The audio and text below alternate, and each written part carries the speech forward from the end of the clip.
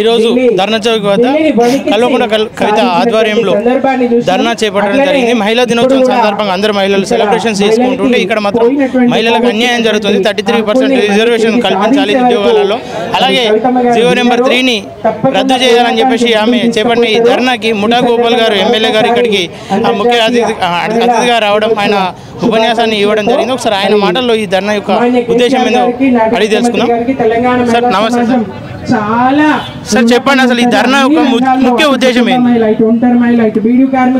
ధర్నా ముఖ్య ఉద్దేశం ఏంటంటే ఈనాడు మహిళా సోదరీమణులు గతంలో 33% రిజర్వేషన్ ఉంటాయి.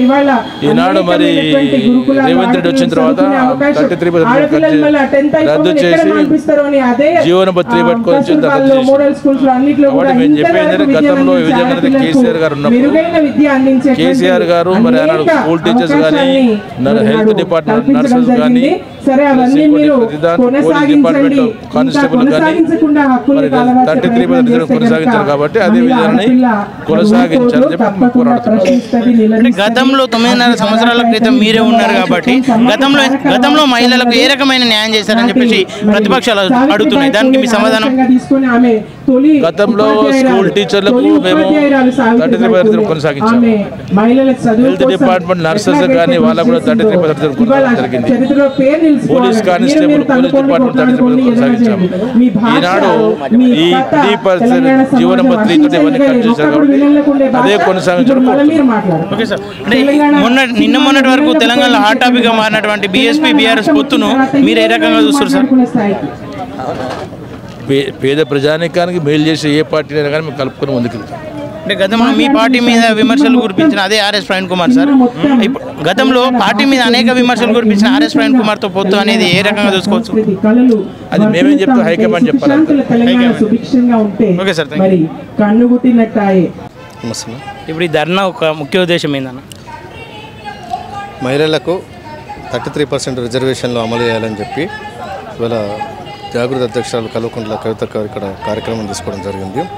ఏంటంటే 1996లో కాంగ్రెస్ ఈ దేశానికి ప్రధానమంత్రిగా పనిచేసిన పివి నరసింహారావు గారు ఆ రోజు 33% రిజర్వేషన్ అమలు చేయాలని చెప్పి జీవో నెంబర్ 41 తీసుకొచ్చి వాళ్ళు అమలు చేయడం జరిగింది. ఇవాళ ముఖ్యమంత్రి రేవంత్ రెడ్డి గారు జీవో నెంబర్ 3 తీసుకొచ్చి మహిళలకు 33% రిజర్వేషన్ రాకుండా వీళ్ళకు అడ్డుకునే కుట్ర ఇవాళ జరుగుతుంది కాబట్టి దానికి వ్యతిరేకంగా వీళ్ళు ఇక్కడ ధర్నా చేయడం జరుగుతుంది. అంటే గతంలో ఈ జీవో మీద సుప్రీంకోర్టులో పోరాటం చేస్తున్నారు. అప్పటి రోజు అంటే దీని మీద మీకు సమాధానం ఏమొచ్చిందన్న? ఇప్పుడు సుప్రీంకోర్టులో ఉన్నప్పుడు కూడా కేసీఆర్ గారు మహిళలకు ఉద్యోగ అవకాశాలు మహిళలకు న్యాయం జరిగిన ఉద్దేశంతో ఉద్యోగాలు భర్తీ చేశారు. దానికోసం కోర్టులో కేసీఆర్ కూడా పోరాటం చేసి ఇక్కడ ఉద్యోగాల భర్తీ కోసం కేసీఆర్ చిత్తశుద్ధితో పనిచేశారు. ఇవాళ రేవంత్ రెడ్డి గారు ఆ పిటిషన్ విత్డ్రా చేసుకొని ఇవాళ ఉద్యోగాల భర్తీ కోసం ఇవాళ ప్రయత్నం చేస్తూ ఉన్నారు. దానివల్ల రేపు రాబోయే రోజుల్లో కూడా మహిళలకు అన్యాయం జరుగుతుంది. 100 పోస్టులు అనుకో 33% రిజర్వేషన్ అమలు చేయాలి. 3 పోస్టులు ఉన్నాయి అనుకో 1 పోస్ట్ కంపల్సరీ మహిళలకు ఇవ్వాలి. 2 పోస్టులు ఉన్నాయి అనుకో రేపు మహిళలకు అలా పోస్టే లేదు. ఆ విధంగా ఇవాళ వస్తున్నాయి కాబట్టి రోస్టర్ పాయింట్ లోపల ఇవాళ అన్యాయం జరుగుతుంది కాబట్టి దాన్ని సవరించాలని చెప్పి జీవో నెంబర్ 3ని రద్దు చేయాలని చెప్పి ఇవాళ కవిత గారి ఆధ్వర్యంలో ఇక్కడ ధర్నా చేయడం జరుగుతూ ఉంది. ఇవాళ ఇంకో విషయం, ఇవాళ రేవంత్ రెడ్డి గారు ముఖ్యమంత్రి గారు ఇవాళ ఉద్యోగాలు భర్తీ చేస్తా అని చెప్పారు, ఎన్నికల ముందు చెప్పారు. ఇవాళ ఉద్యోగాలు భర్తీ చేస్తున్నాడు. వారు ముఖ్యమంత్రి అయిన తర్వాత ఓన్లీ 60 పోస్టులకు మాత్రమే ఫైనాన్షియల్ అప్రూవల్ ఇచ్చిండు. కేసీఆర్ గారు ఇచ్చిన గ్రూప్ 1 నోటిఫికేషన్ లోపల 503 పోస్టులకు 6 కేసీఆర్ గారు నోటిఫికేషన్ ఇస్తే దాన్ని రద్దు చేసి 60 పోస్టులు కలిపి ఇవాళ 563 పోస్టులకు ఇవాళ నోటిఫికేషన్ ఇవాళ ఇస్తుంది. అందులో కూడా ఇవాళ దీనివల్ల నష్టం జరుగుతున్న ఉద్దేశంతో ఇవాళ ఈ కార్యక్రమం జరుగుతూ ఉంది. ఓకే, అంటే మొన్నటి రోజు ఆర్ఎస్ ప్రవీణ్ కుమార్ గారితో బీఆర్ఎస్ పొత్తును ఏ విధంగా చూసుకోవచ్చు? ఆర్ఎస్ ప్రవీణ్ గారు వారి ముందున్న ఒకే ఒక ఆప్షన్, ఈ రాష్ట్రంలోని బడుగు బలహీన వర్గాలకు న్యాయం జరగాలంటే ఒక రిప్రజెంటేషన్ ఉండాలంటే అది బీఆర్ఎస్ పార్టీతోనే సాధ్యమవుతుంది. సోషల్ జస్టిస్కు అనుకూలంగా ఉన్న ఏకైక పార్టీ రాష్ట్రంలో బీఆర్ఎస్ పార్టీ అని చెప్పి ఆర్ఎస్ ప్రవీణ్ కుమార్ గారు గమనించారు. కాబట్టి ఇవాళ మా పార్టీతో ఎన్నికల్లో అవగాహన కోసం వచ్చి ఇవాళ కేసీఆర్ గారిని కలవడం జరిగింది. రావడానికి కూడా మేము స్వాగతిస్తూ ఉన్నాం. చాలామంది సామాజికవేత్తలు కూడా అందరూ కేసీఆర్ గారు ముఖ్యమంత్రి ఉంటేనే మనకు సామాజిక న్యాయం జరిగింది. ఒకటి వారి ఆధ్వర్యంలో ప్రవీణ్ కుమార్ గారు వెళ్ళడమే మంచి అని చెప్పి వారు సూచించారు కాబట్టి వారు వచ్చి కేసీఆర్ గారిని కలిసారు. ఒక విద్యార్థి నాయకునిగా గతంలో ఎన్నో పోరాటాలు చేశారు విద్యార్థుల తరఫున, యువకుల తరఫున. మీరేం కోరుకుంటారు అన్న అంటే ఈ ధర్నా తర్వాత? ఖచ్చితంగా అందరికి న్యాయం జరగాలి. సోషల్ జస్టిస్ అనేది అవసరం. అది ఇప్పుడు మహిళల కంటే మహిళలు వేరు కాదు కదా. మహిళలు మన ఇంట్లో కుటుంబ సభ్యులు. కాబట్టి వాళ్ళకి అన్యాయం జరగాలని ఏం జరగదు కదా. కాబట్టి వాళ్ళ కోసం మహిళల కోసం మాట్లాడితే పురుషులకు అగెనిస్ట్గా చేసినట్టు కాదు. ఇక్కడ పురుషులు వేరు మహిళలు వేరు అందరూ ఈక్వల్ జస్టిస్ ఉండాలి కాబట్టి దానికోసమే ఈ పోరాటం. ఓకేనా, థ్యాంక్ యూ. చెప్పండి, అసలు ఈరోజు ఈ ధర్నా కార్యక్రమం ఏ ఉద్దేశంతో పెట్టిరు? ఈరోజు మహిళలకు జరుగుతున్నటువంటి అన్యాయాల మీద, మహిళలకు ఉద్యోగాలలో రిజర్వేషన్ల రావకపోవడానికి ముఖ్య కారణంగా ఈరోజు ఇందిరా పార్క్ దగ్గర మా కవితక్క గారు నిరసన ధర్నా చేయడం జరుగుతుంది. దానికి మద్దతుగా మేమందరం రావడం జరిగింది. ఓకే, మహిళల తరపున 9.5 సంవత్సరాలలో కవిత ఎన్ని పోరాటాలు చేసింది? ఈరోజు భారత రాజ్యాంగాన్ని రాసినటువంటి డాక్టర్ బిఆర్ అంబేద్కర్ గారి యొక్క విగ్రహాన్ని అసెంబ్లీలో ఏర్పాటు చేయాలనేటువంటి ఒక ముఖ్య ఆశయంతో ఇందిరా పార్క్ దగ్గరనే గత ప్రభుత్వంలో ధర్నా చేసినటువంటి గొప్ప నాయకురాలు కల్వకుంట్ల కవితక్క గారు. అదేవిధంగా చట్టసభల్లో మహిళలకు 33% రిజర్వేషన్ కావాలని ఢిల్లీలో జంతర్ మంతర్ దగ్గర ధర్నా చేసిన గొప్ప నాయకురాలు మా కవితక్క. మా కవితక్క ఏ ప్రోగ్రాం తీసుకున్నా, తెలంగాణ ఉద్యమం అయినా కానీ, మహిళా రిజర్వేషన్ బిల్ అయినా కానీ, ఏ ఉద్యమం తీసుకున్నా ఈరోజు సక్సెస్ చేసింది. కాబట్టి ఈరోజు మహిళలకు జరుగుతున్నటువంటి అన్యాయం మీద ఈరోజు దీక్ష ధర్నా చేయడం జరుగుతుంది. కాబట్టి ఈ ప్రోగ్రామ్ ఇట్లా సక్సెస్ అవుతుందని మేము అనుకుంటున్నాం. అంటే గత ప్రభుత్వంలో ఈమె ధర్నాలు అనుకోకుండా, అంటే ధర్నాలు చేయకుండా ఈమె అనుకుంటే పనులు అయిపోతున్నాయి. ఆ ప్రభుత్వంలో ఎందుకు ఈ ప్రయత్నం చేయలేదు? అంతకుముందు టీఆర్ఎస్ ప్రభుత్వంలో మహిళలకు 33% గురుకులాల్లో కల్పించరు. మహిళా గురుకులాలలో మహిళలకే కేటాయించరు. కానీ ఇప్పుడు వచ్చినటువంటి రేవంత్ రెడ్డి ప్రభుత్వం ఆ పద్ధతిని తీసేయడం వల్ల ఈరోజు దీక్ష చేయడం జరుగుతుంది. ఓకే, ఈ దీక్ష ఎంతవరకు కొనసాగిస్తారు? ఈ దీక్ష ఈరోజు ఉంటుంది. ఒకవేళ సానుకూల నిర్ణయం రాకపోతే ఇంకా కంటిన్యూ చేస్తాం.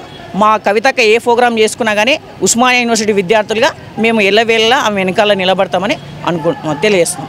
ఓకేనా, థ్యాంక్ యూ. నమస్తే అన్న. నమస్తే. ఈరోజు కవిత చేపట్టిన ఈ దీక్ష దేనికి సంకేతం?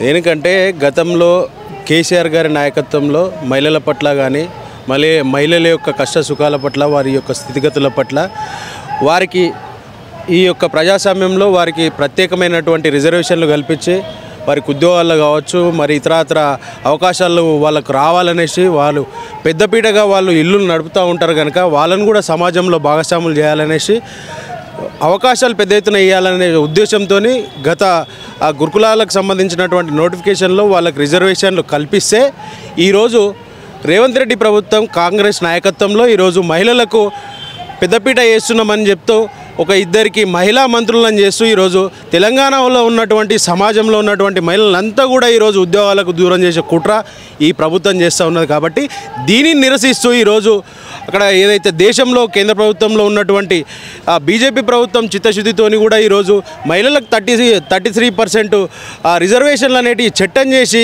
ఈరోజు చట్టసభల్లో కావచ్చు, ఉద్యోగాల్లో కావచ్చు, ప్రైవేట్ రంగంలో కూడా చేయడానికి చొరవ చూపిస్తున్న క్రమంలో ఈరోజు ఈ యొక్క కాంగ్రెస్ ప్రభుత్వం మూర్ఖంగా ఇక్కడ ఉన్నటువంటి మహిళలను నష్టపరిచే విధంగా ఈ యొక్క నిర్ణయం ఉన్నది. కాబట్టి దాన్ని నిరసిస్తూ ఈరోజు గౌరవ ఎమ్మెల్సీ కవిత గారి నాయకత్వంలో ఈరోజు ఇందిరా పార్క్ వేదికగా దీక్షా శిబిరాన్ని ఈరోజు కొనసాగిస్తున్న సందర్భం ఉన్నది. కాబట్టి నేనేమంటున్నా, ప్రభుత్వాలు మహిళలు కానీ వివిధ రంగాలలో కానీ, సేవల రంగాల్లో కానీ, ఆర్థిక వ్యవస్థలో కానీ, విద్యా వ్యవస్థలో కానీ మహిళలకు పెద్దపీట ఇవ్వాల్సిన అవసరం ఉంటుంది.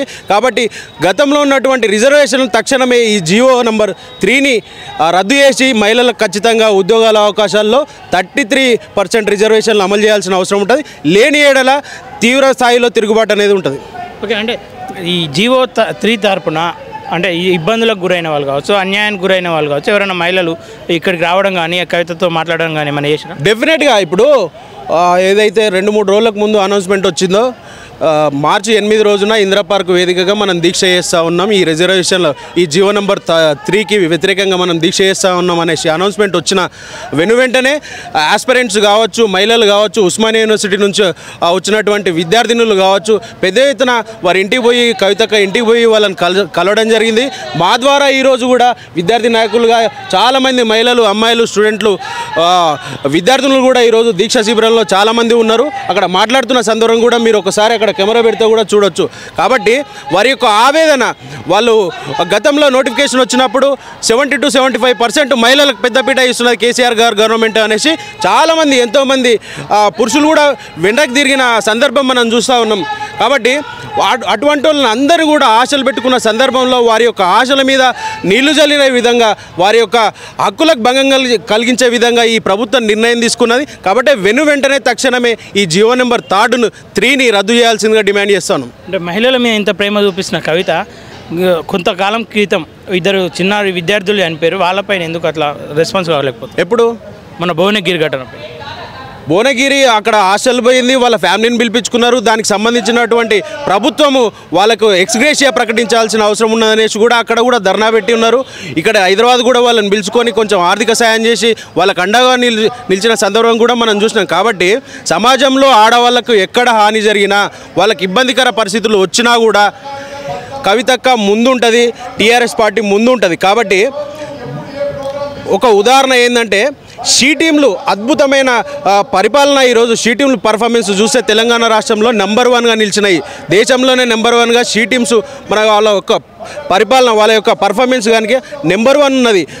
మహిళల పట్ల చిత్తశుద్ధి ఉన్నది కనుకనే, మహిళల మీద బాధ్యత ఉన్నది కనుకనే మహిళల యొక్క రక్షణ కోసం ఆ షీ టీంను ఏర్పాటు చేసి వారి యొక్క రక్షణకు తోడ్పాటు పడింది అప్పుడు ఉన్నటువంటి బీఆర్ఎస్ ప్రభుత్వం, అది కేసీఆర్ గారి గవర్నమెంట్లో. కాబట్టి మొన్న జరిగినటువంటి ఆ గురుకులాల్లో ఏదైతే హాస్టల్లో అమ్మాయిల మీద దాడి జరిగినటువంటి ఆ ఘటనలో కూడా కవితక్క ముందుండి వారిని పరామర్శించి వారికి ఆర్థిక సాయం చేసి ఆ ఘటనను ముందు తీసుకుపోయి ప్రభుత్వ దృష్టికి తీసుకుపోయి ఎక్స్గ్రేషియా ఇవ్వాల్సిన అవసరం ఉన్నదనేసి కూడా ముందు వరుసలో నిలబడి కొట్లాడిన సందర్భం ఉన్నది. ఎక్కడ కొట్లాడారు?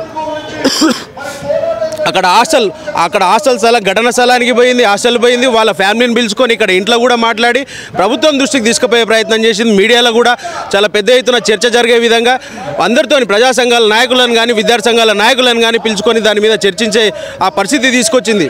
ఓకే, అంటే అదే భవ్య వైష్ణవులను ఈరోజు కూడా పిలిపించుకుంటే ఇంకా బాగుంటుందేమో అని చెప్పేసి అందరూ అనుకుంటున్నారు. డెఫినెట్గా అంటే వాళ్ళు గాయాల పాలై వాళ్ళే బాధితులుగా ఉన్న సందర్భంలో ఇప్పటికిప్పుడు వాళ్ళని దీక్ష తీసుకొస్తే అది సరికాదు కదా. వాళ్ళే ఆవేదనలో ఉన్నారు. వారికి జరగాల్సినటువంటి న్యాయం వారికి ఆ యాంగిల్లో చేయాల్సినటువంటి ఫైటింగ్ ఆ యాంగిల్లో చేస్తూ ఉన్నారు.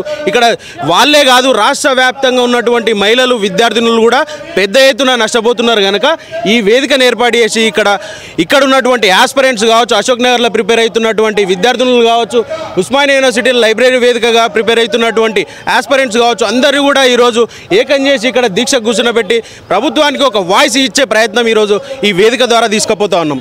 ఓకే అన్న, థ్యాంక్ యూ.